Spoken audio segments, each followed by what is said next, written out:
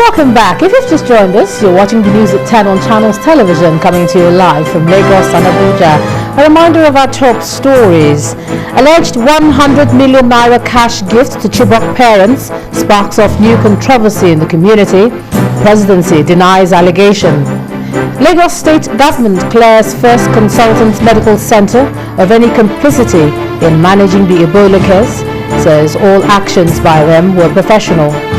Boko Haram kills 8 people, blows up link bridge between Damaturu and Buni Yadi, their stronghold in Yobe State. And more than 100 Palestinians are killed after Israel bombarded Gaza. A quick reminder to you now that all our top stories are on our website, ChannelsTV.com, and on YouTube.com/channelsweb. And do visit m.channelstv.com to view us live on your mobile device. You can also download the Channels TV app for Android, iOS and Windows phones from their respective stores. And of course, we urge you to interact with the Channels Eyewitness feature on our Android, iOS and Windows 8 platforms. If you have pictures or videos to share with us, tap the application on your device, swipe to reveal the Eyewitness menu, and then follow the instructions.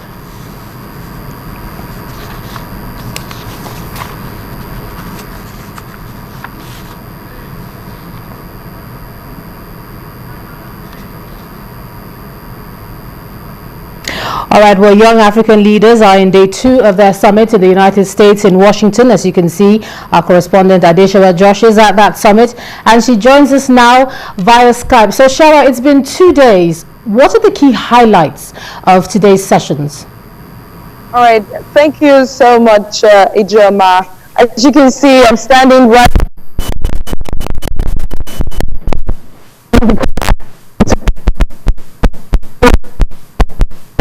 You do remember that it is a 3-day summit where the Yali Fellows are to be meeting with top officials of the United States. Yesterday, they met with the President, Barack Obama, and today basically hasn't been as challenging as yesterday was.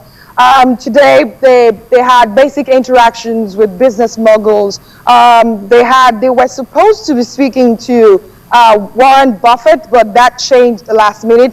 But the basic highlight of today's event happened on the sidelines of the summit, where the 23 journalists met with, we had a closed-door meeting with the Director of Global Health at the Center for Disease Control. And the major talking point was on the spread of the Ebola virus.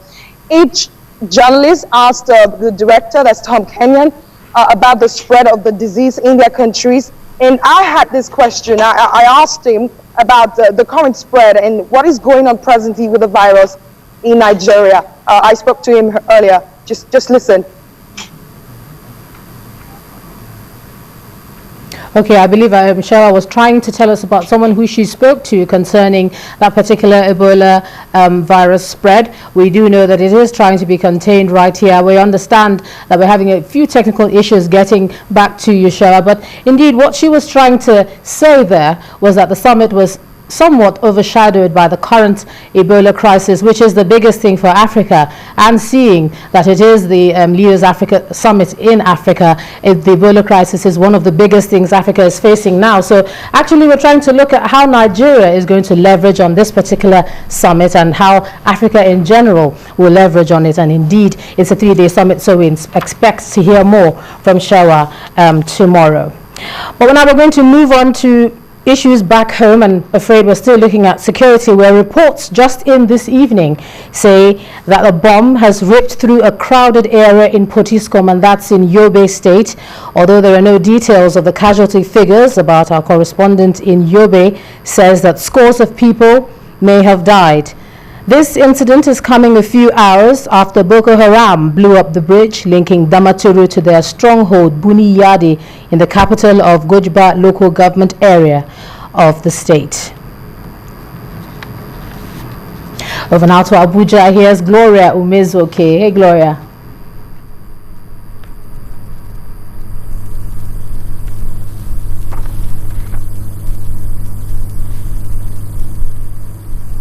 Public holiday to mark the Eid al-Fitr celebration. Well, several police and army checkpoints are positioned in different parts of the city, particularly on the major roads leading into the city centre. While Police Force Public Relations Officer Mr. Frank Mba says security agents are on high alert and would continue intensive motorized patrols around the city. This is just one of several security checkpoints in the Federal Capital Territory.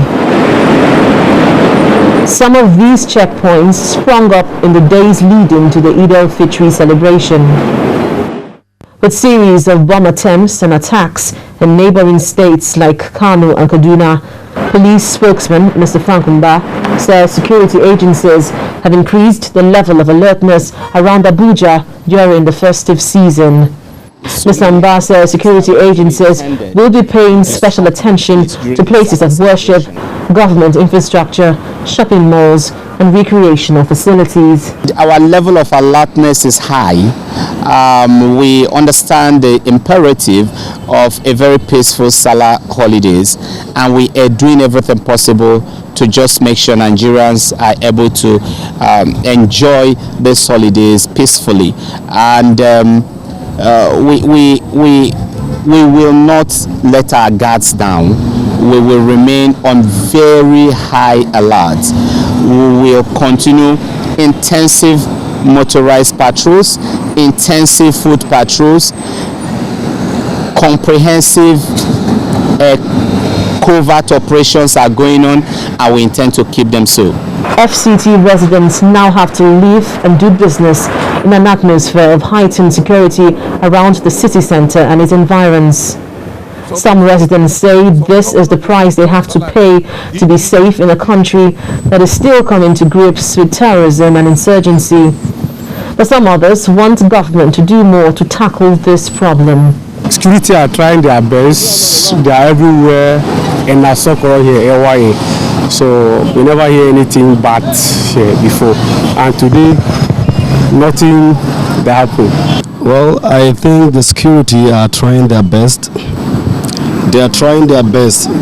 You can see all over around, you see security men watching over to see how people are moving smoothly, and everything is well taken care of. The situation of security in Nigeria is not that impressive. It's not impressive. The government are trying, but they still need to try more. Look at all our CCTVs. They are not working. They are just there for nothing. Other things like that. So sure, they have to improve. It is an issue of all of us. We should be all involved on the issue of security in this country. Every little information you give can be able to save a lot of life. It will save a lot of situations. So I think the security of this country should be a responsibility of virtually everybody. It's been barely a month since the last bomb explosion occurred at a shopping plaza in the FCT, killing dozens of people and leaving many wounded. While the FCT still bears the marks of the carnage, the police has repeatedly assured that it will deepen interagency cooperation among security agencies and also deepen communal partnership to tackle insecurity head-on. Linda Kibe, Channels Television News. Picked at the local wing of the Murtala Mohammed Airport, Lagos today, as Nigerians began returning to their bases on the last day of the Eid al-Fitr holidays, where air travelers making journeys in and out of the commercial city share their experiences during the holidays and expectations ahead of resumption of work.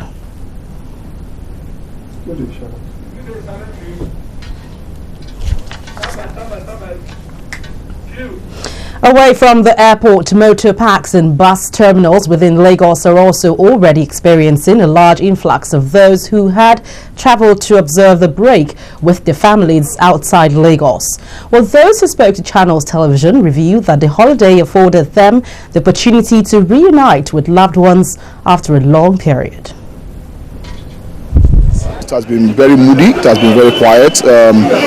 Port Harcourt, where I'm coming from, is dead silence. You know, that's an oil and gas state.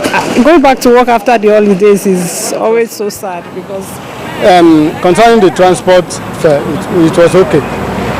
There's no problem, and there's no much accident on the road. We went to Ibadan to go and enjoy with our family, going to mosque, go and pray for Allah to survive us in our own progress and to save us till next year. I'm coming from Igbo, and we enjoy the Salah well. I will not go for this thing for Salah, but we join them to everything together.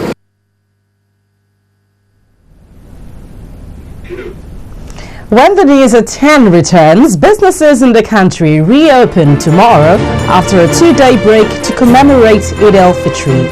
That's coming up after the break. Join us again.